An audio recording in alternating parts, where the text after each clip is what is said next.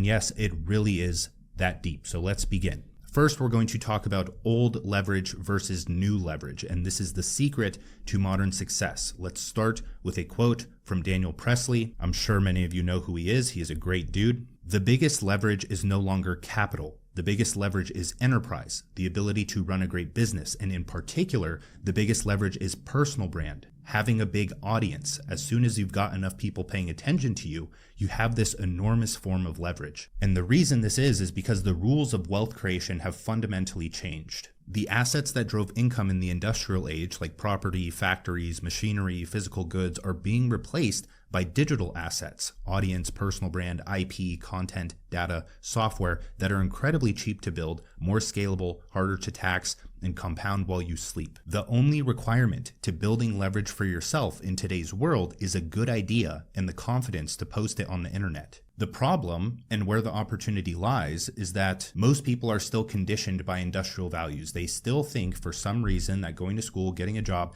and retiring at some age is the safe and secure route when it's the least safe and secure route. And the same holds true for building leverage for yourself, for increasing your ability to generate wealth. Old leverage comes from physical, tangible assets. So you can think a house, a factory, a Rolex, a fleet of trucks, a warehouse of inventory, or gold. You buy them and then let them appreciate or generate income. Old leverage is linear and local, so a factory can only produce so many units per day, and a house can only be rented to one tenant at a time. Now, don't get me wrong, leverage is leverage, and old leverage can be a very good thing, but most people, especially beginners, just don't have the capital to invest in these assets. You're probably not going to buy real estate anytime soon if you're in thousands of dollars of student debt, and you probably won't buy a Rolex until your business does increasingly well. And that's the beautiful thing about living in today's world, is that leverage is no longer available to only those with capital. And the other important thing is that physical assets are going to be the first thing that governments find, tax, and seize if wages collapse, which is more likely today than yesterday because AI can swiftly do that, leading to governments expanding social safety nets. Governments are much less likely to seize an email list of 1,000 to 10,000 people, or a library of content, or a best-selling book. Yeah, you can sell your house for $100,000, but you can also just send a well-written email to your email list and make $10,000 to $100,000 if you know what you're doing. New leverage comes from intangible digital assets, so an audience, personal brand, IP, data, systems, or software. These are the leverage of the newly rich: media, data, and code. Content can be written once and seen by millions of people. Software can be created once and serve millions of users. The things that you use every day, social media and apps or software, the things that are becoming more accessible to you to actually create and build, you're watching people build leverage in real time for their future, doing something meaningful most of the time. And for most people, writing is the most accessible and practical form of leverage. You can learn to code, but if you cannot attract people to care about the product you built, then nobody will use or pay for it. Writing is the leverage that unlocks other forms of leverage.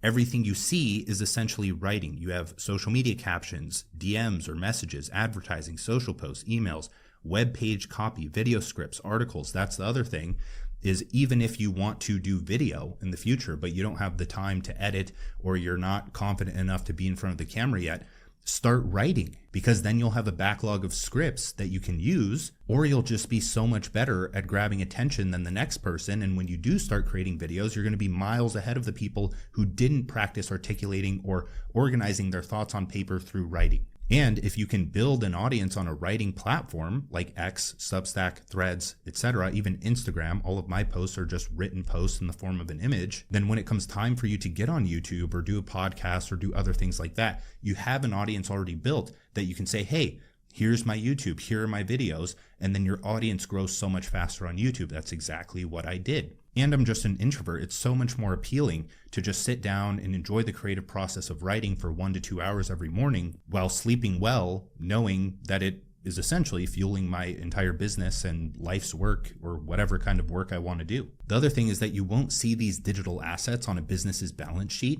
but they represent 90% of the S&P 500's value.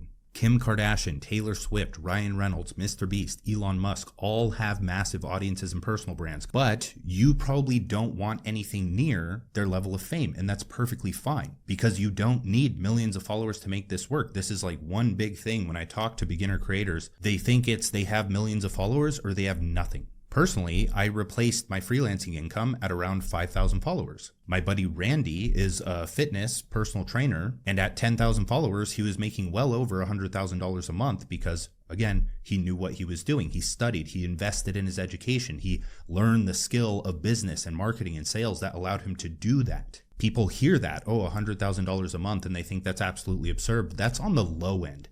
For business. Like, you're still in this employee mindset of I get paid for my time, not my value. And you have a poor relationship with money that changes how you perceive it. And so you hear $100,000 and you think that's not even close to possible for me. And that's completely fine because you probably don't need that much. And as I said, that's on the low end for like a business that's doing well. So if you just want to replace your income, that's not far off. That's 3 to 6 to 12 months of focused learning and effort and skill acquisition and showing up every day and actually putting your thoughts out there and trying to grow. The point is that people drastically overestimate how much is actually required for them to win. And so they psych themselves out. They get paralyzed.